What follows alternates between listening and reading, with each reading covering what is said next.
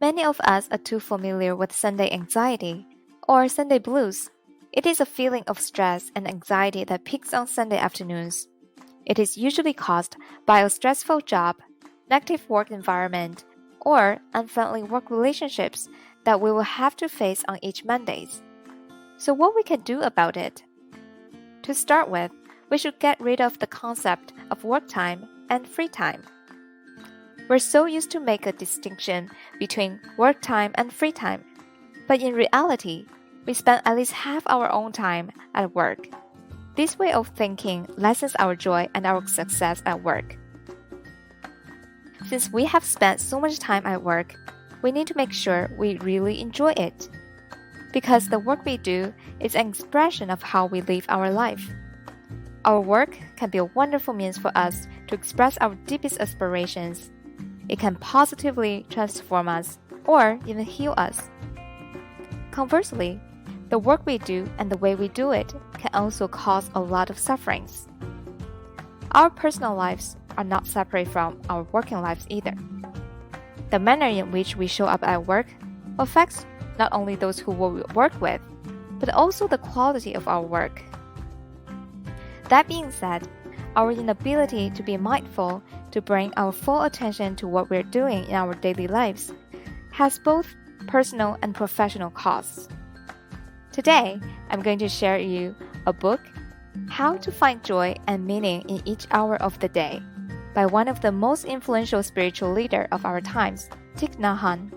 In this book, he teaches us how the practice of mindfulness can help us to cultivate more awareness and joy in our lives and in our work. What is mindfulness? Mindfulness is the act of bringing one's full attention to what is happening in the present moment. It can help us be more aware of everything happening in the present moment with a clear mind, without getting caught in the past or carried away by worries about the future. Every one of us can generate the energy of mindfulness. For example, when we breathe in and out, focusing on the air moving in and out of our body. This is called mindful breathing. When we drink a glass of water or a cup of tea, focusing all our attention on drinking and not anything else. This is called mindful drinking. When we walk and focus our awareness on our body, our breathing, our feet, and the steps we make, this is called mindful walking. How to apply mindfulness to daily life and work? We may think we don't have the luxury of time to practice mindfulness, that our workday is so full and we are too busy to practice being mindful. We may think mindfulness is something we can only practice when we have time, like when we are on vacation or outside enjoying nature. But we can practice mindfulness anywhere, anytime, at home or at work, even during our busiest workday. We don't need to set time apart in order to practice. Instead, we can practice all day long and get the benefit right away. We can practice mindfulness washing dishes, brushing teeth, sitting on the bus, driving the car, taking a shower, cooking breakfast, even during a meeting call. We have plenty of time. Now, let's start our mindful journey from the beginning of the day. When we get up, how many of us would just rush to get ready for work? Instead, the first thing we can do is to be aware of being alive. We can say to ourselves, waking up, I see the blue sky. I join my palms in gratitude. Then we can take a few moments to clarify our intentions for the day. For example, we can vow to live fully each moment and look at all beings with eyes of compassion. These brief, beautiful words can help us to stay open to whatever is happening and help us remember this is a brand new day, a new beginning, and that we can choose to live the day with mindfulness and compassion. After waking up, how much time do we need to get dressed or brush teeth? Maybe 1 or 2 minutes? Excellent! We can also use the time of getting dressed, brushing teeth, as an opportunity to remember our good intention of the day. by reciting the words. For example, putting on these clothes. I'm grateful to those who made them to keep me warm. I wish everyone could have enough to wear. Brushing my teeth and rinsing my mouth. I vow to speak truthfully and kindly. After cleaning up, many of us would just grab something to eat on our way to work. Eat in the car or at the desk. But breakfast isn't about just keeping us full. It's a chance to enjoy eating, to take care of ourselves, practice cultivating gratitude and awareness. When we prepare breakfast at home, we can use the time to practice mindful breathing.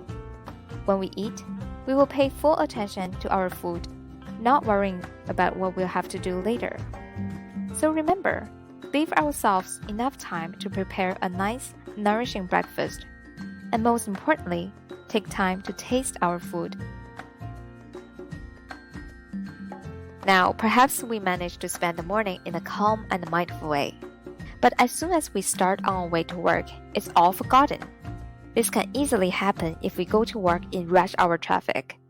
If we take public transportation, we have the wonderful opportunity to just sit there and be aware of our in-breath and our out-breath. If we drive to work, before starting the car, take a moment to remember our intention to be calm and mindful while driving and not stressed or in a hurry. This awareness can help us to enjoy the entire trip and not disturbed by any red light. Instead, we can use any red light as an opportunity to take a mindful breath and return to the present moment. Now we're at work and about to spend hours there, but we don't have to be the victims of stress. Our work time can bring us pleasure if we handle it in a mindful way.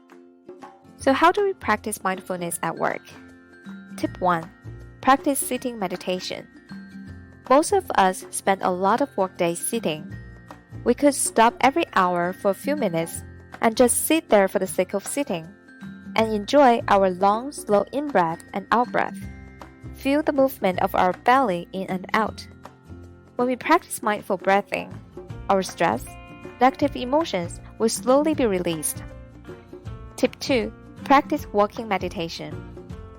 Although our job may require us to spend most of our day sitting, there are always opportunities to walk, even if just from the parking lot to the office or from the desk to the washroom.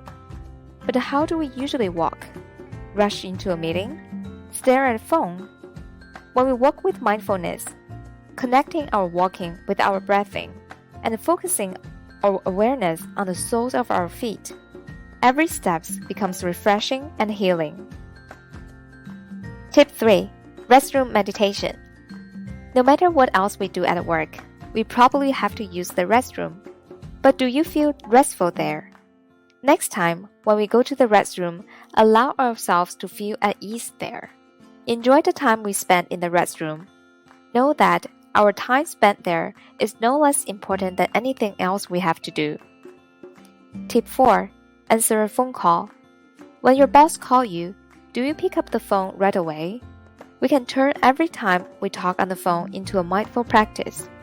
Whenever the phone rings, we can hear it as a bell of mindfulness, reminding us to stop whatever we are doing and come back to the present moment. Instead of rushing to answer the phone, breathe in and out with awareness 3 times before answering. If you want to call someone on the phone, you might like to recite the following words before you dial the number. Words can travel thousands of miles.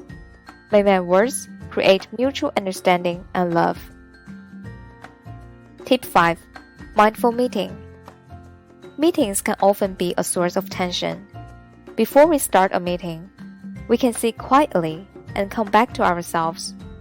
With mindful breathing, we can remind ourselves to use kind speech and deep listening to honor, respect, and be open to the views of others, and to practice non-attachment to our own views.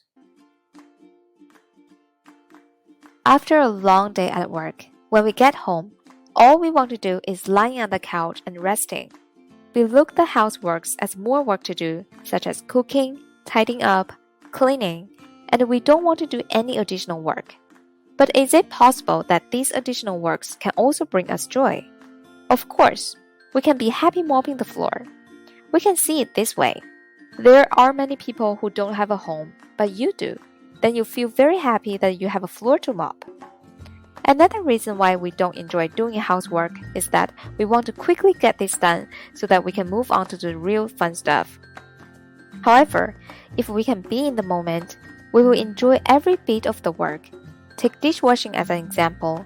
If we bring our attention to the warm, soapy water, enjoy the time our hands are in the water, we will enjoy it and see it as a short silent break.